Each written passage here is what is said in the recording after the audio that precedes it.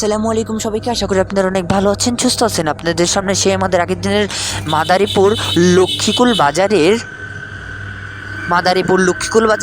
16 নম্বর পর্বটি নিয়ে চলে আসলাম।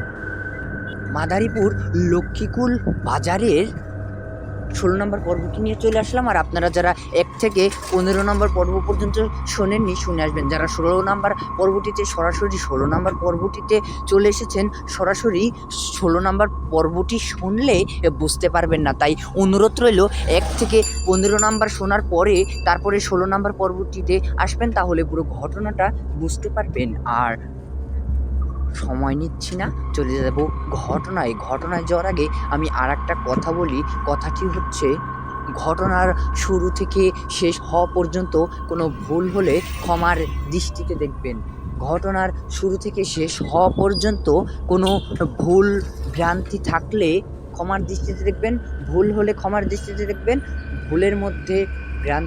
কোনো ভুল ভ্রান্তি থাকলে সেটাও ক্ষমার দৃষ্টিতেই দেখবেন। আর কথা বাড়াচ্ছি না, সময় নিচ্ছি না, চলে যাব এখনই ঘটনায়। তখন আমি জঙ্গলের মধ্যে ঢুকে একটা গাছের নিচে স্থান নিলাম, যে আজকে রাতটা এখানে কাটিয়ে যাব। আর বেশি নয়, 3 থেকে 4 ঘন্টা রাতটা আছে। তখন আমি ওই জঙ্গলের ওই গাছের নিচেই শুয়ে পড়লাম, মাটির উপরে। গাটা একদম ভেজা, শরীরটা ভেজা, তাও আমি অমনই থাকলাম। আশপাশে কিছু পাচ্ছিলাম না যে বিছিয়ে কিংবা কিছু নিয়ে ঘুমাবো। এরপরে আমি ওইটার নিচেই শুয়ে থাকি অনেক রাতে। তখন প্রায় 4টা বাজে, 3 থেকে 4টা বাজে আনুমানিক 3 থেকে 4টা বাজে। তখন একটা আওয়াজ আসলো। সেই মহিলার আওয়াজটাই আসছে আমার কানে, ভেসে ভেসে আসছিল। বুঝতে পারছি না যে এই আওয়াজটা আবার কোথা থেকে আসলো। এই মহিলাটা কি এখানেও থাকে, না আমার পিছু পিছু চলে এসেছে, বুঝতে পারছিলাম না। কোনোভাবে বুঝতে পারছি না যে এই আওয়াজটা কানে ভেসে ভেসে আসছিল। মনে হচ্ছিল মহিলাটি আমার বেশি নয়, একটু দূরেই আছে, হাত থেকে 4-5 হাত দূরে আছে, এমন মনে হচ্ছিল। জানি না কোথায় সেই মহিলাটা। এরপরে ওই আওয়াজটা ভেসে আসছে, আর আমার শরীরের লোমগুলো দাঁড়িয়ে যাচ্ছে। বুঝতে পারছি না যে এখন আমি কোথায় চলে যাব। এরপরে ভোর হয়ে যায়। ভোর হওয়ার পরে আমি তখন মনে করি যে এখন হয়তো বাসার দিকে আমি নৌকাটি নিয়ে চলে যেতে পারবো। তখন আমি নৌকাটিতে উঠে বড় একটা লাঠি নিই, প্রথমে জঙ্গলের মধ্যে থেকেই মনে করি এটা দিয়েই অনেক তাড়াতাড়ি যাওয়া যাবে।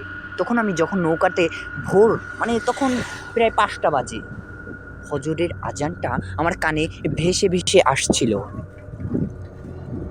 অনেক দূর থেকে আজানটা দিচ্ছে, কানে ভেসে ভেসে আসলো, তাই মনে করলাম ফজরের আজানটাও দিচ্ছে, এখনই যাওয়ার সময়। তখন আমি উঠে একটা লাঠি ভেঙে নৌকাতে গেলাম, নৌকার পর পা রাখলাম। পা রেখার মধ্যে পিছন থেকে কে যেন বলে উঠলো যে, কিরে চলে যাচ্ছিস?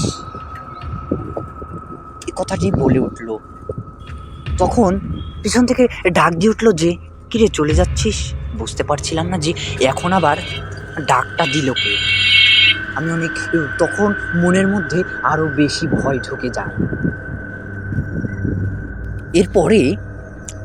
এরপরে আমি পিছনে তাকিয়ে দেখি কেউ নেই ওখানে, পিছনে কেউ নেই, কিন্তু কথাটা আসলো কোথা থেকে বুঝতে পারছি না। এরপরে আমি নৌকায় অতি তাড়াতাড়ি ওঠার চেষ্টা করি, কিন্তু আমার শরীর হাত পা চলছে না, ঠান্ডার জমে যাচ্ছে, একদম মনে হচ্ছে বরফের মতো জমে যাচ্ছে।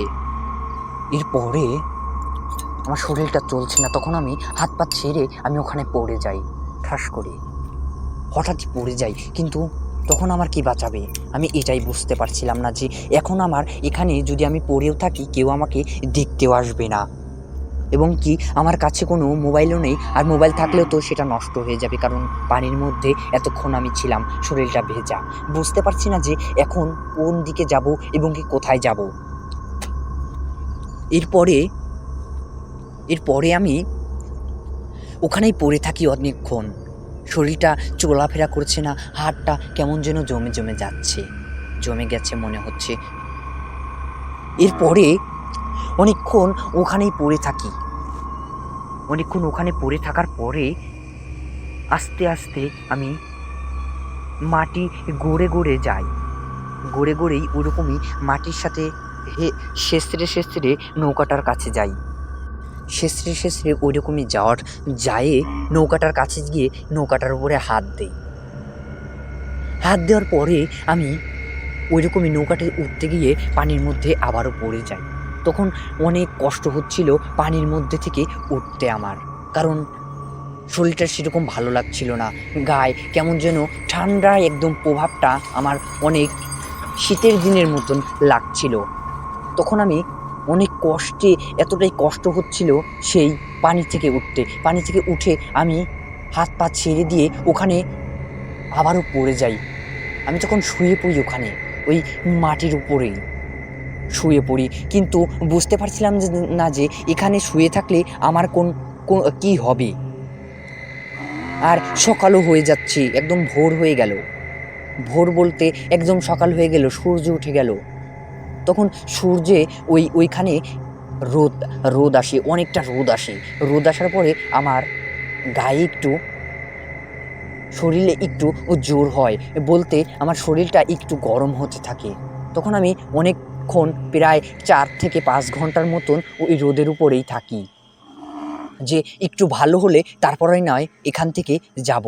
4-5 ঘন্টা থাকি, তখন প্রায় ধরতে গেলে প্রায় 2টা বেজে যায়। দিন 2টা বেজে যায়, কিংবা আনুমানিক এখানে দেওয়া আছে 1টা 2টা এমন বেজে যায়। ওই টাইমে আমি আবার নৌকাতে উঠে তখন আবার যাইতে পারি, তখন আবার চলাফেরা একটু করতে পারছিলাম। তখন নৌকাটি নিয়ে তখন আমি রওনা দিই, বাড়ির দিকে চলে আসি। ওই দিন রাতও হয়ে যায়। বুঝতে পারছিলাম না এখন জঙ্গলের দিকে যাব না কোন দিকে যাব। জঙ্গলটা অনেক দূরে। তখন আমি ওই রাত ভোরেই আমি চলে আসি। এসে রাত ভোরে আসি, কিন্তু অনেক আস্তে আস্তে আসছিলাম, তাই অনেক সময় লেগে যায়। এরপরে তখন আমি রাতটা ওর মধ্যে দিয়েই ওই নৌকার উপরেই যাই। আস্তে আস্তে নৌকাটি চালাতেই আসার পরে তখন আমি আমাদের যেখান থেকে নৌকায় উঠতে হয়, বাড়ি থেকে এসে ওইখানে নৌকাটি ভিড়ে আমি তখন বাসার দিকে চলে যাই ওই রাতেই।